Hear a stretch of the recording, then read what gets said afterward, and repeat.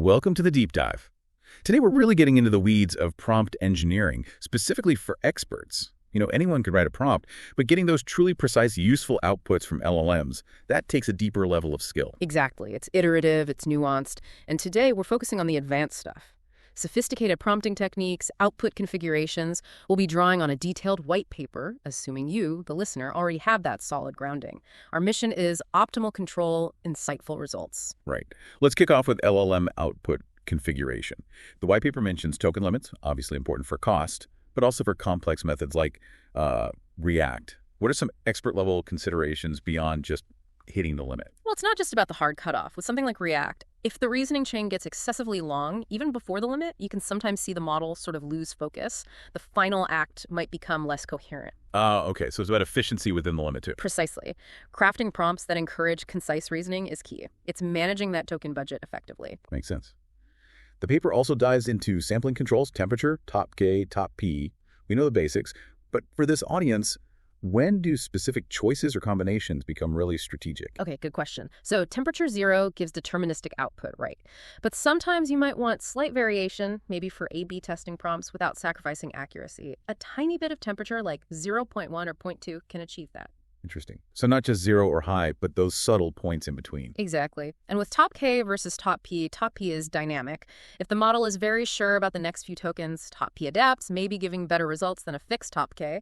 But sometimes, maybe with smaller models, being very restrictive with both can help focus, though you risk cutting off valid options. And how do these interact, say, in Vertex AI Studio with Gemini? They're not just independent dials, are they? No, they're definitely not. Typically, a token has to pass both the top K and top P filter. Then temperature affects the choice from that smaller pool. But an expert knows if you set top K to 1, well, temperature and top P don't really matter anymore. Right. It forces the single most likely token. And conversely, crank the temperature way up, and the randomness can sometimes overwhelm the constraints from K and P. The white paper also mentions the repetition loop bug. What's the intuition for experts trying to fix that? How do these parameters play into it? It's tricky because it can happen at both ends. Low temperature, the model gets stuck on high probability sequences. High temperature, the randomness can, ironically, sometimes circle back to things it already said. So what's the fix? It's often a careful balancing act. Low temp loops, maybe nudge the temperature up slightly or increase KP to give it more choices. Right. High temp loops, you might need more restrictive KP settings to guide it away from repeating itself. Okay, let's shift to advanced prompting techniques. We all know 0, 1, few shot. For experts using few shot, what's the critical factor beyond just providing examples? It's absolutely the quality and diversity of those examples. Don't just show the typical case. You need to include edge cases, maybe less common but valid inputs.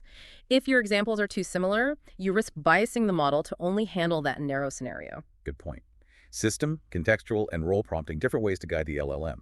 How can experts layer these for really fine-grained control? Say, getting specific JSON output and a certain persona. That layering is where the real power is. You could use a system prompt to mandate JSON output structure. Then a role prompt sets the tone. Act as a senior financial analyst. And the contextual prompt provides the actual task data.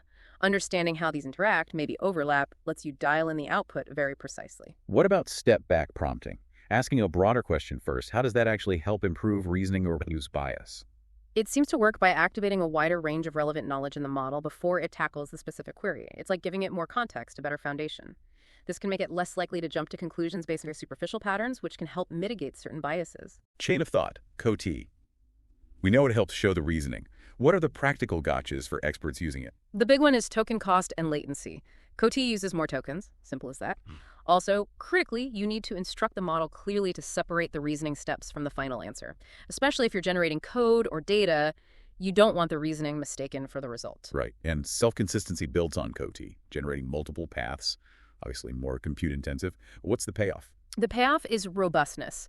By getting multiple reasoning attempts, often using a slightly higher temperature to encourage diversity, and then taking the majority answer, you significantly increase the chance of getting the correct answer, especially for complex problems. It gives you a sort of confidence score too. Okay. Then there's React reasoning plus external tools. When designing a React system, what's key for the thought and action steps? The thought step is crucial. It needs to correctly figure out which tool to use and what information to get from it.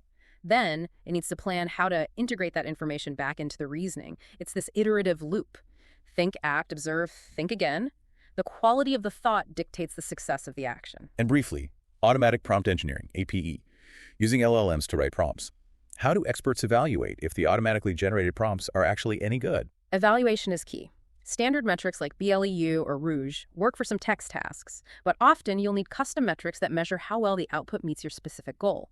And you absolutely need to test the generated prompts on diverse data, not just the data used during APE, to make sure they generalize. This has been really illuminating, thanks. So for everyone listening, the key takeaway is that mastering these advanced techniques, configuring outputs precisely, strategically layering comps, using methods like CUT, self-consistency, React isn't just about optimizing current tasks. Exactly. It's about unlocking genuinely new ways to leverage these powerful models. So the final thought for you, our expert listener, how can you apply these nuanced techniques not just to improve what you're doing now, but to potentially pioneer entirely new, sophisticated applications within your field?